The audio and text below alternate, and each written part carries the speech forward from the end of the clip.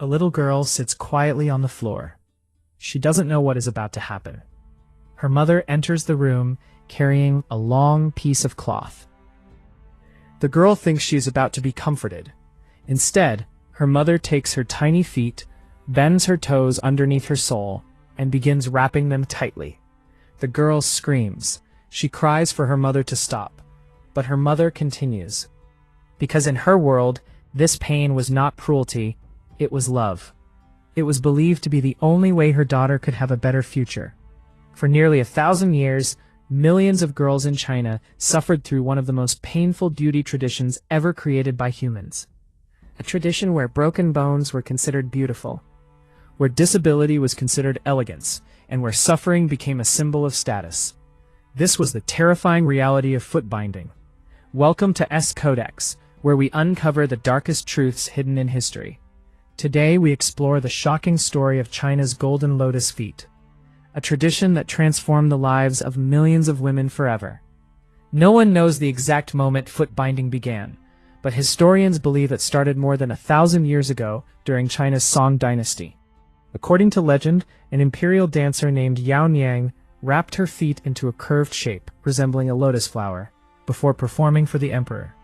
Her movements appeared delicate and graceful. The royal court admired her beauty. Soon, wealthy women began copying the style. What started as a fashion trend among the elite slowly became a symbol of perfection. Tiny feet represented beauty, they represented wealth, they represented feminine beauty and elegance. The smaller the feet, the more admired the woman became. People even gave them a beautiful name, golden lotus feet. But behind this beautiful name was a painful reality. The process usually began when girls were between 4 and 8 years old. At that age, the bones were softer and more pliable. Their bones were still soft enough to be reshaped. First, their feet were soaked in warm water and prepared. Then their toenails were cut extremely short. After that came the most painful part. Every toe except the big toe was folded underneath the foot.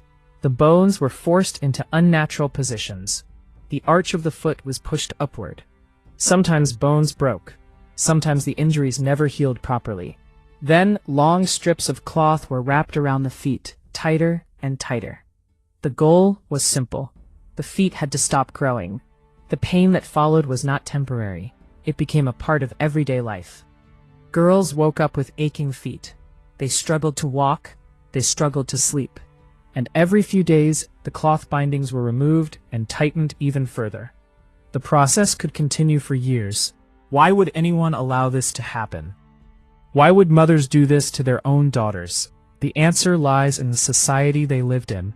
For many families, a woman's future depended on marriage, and footbinding was considered a sign of beauty, discipline, and good character. A woman with small feet was believed to have a better chance of marrying into a wealthy family. For poor families, this could mean security. A good marriage could change the future of an entire household.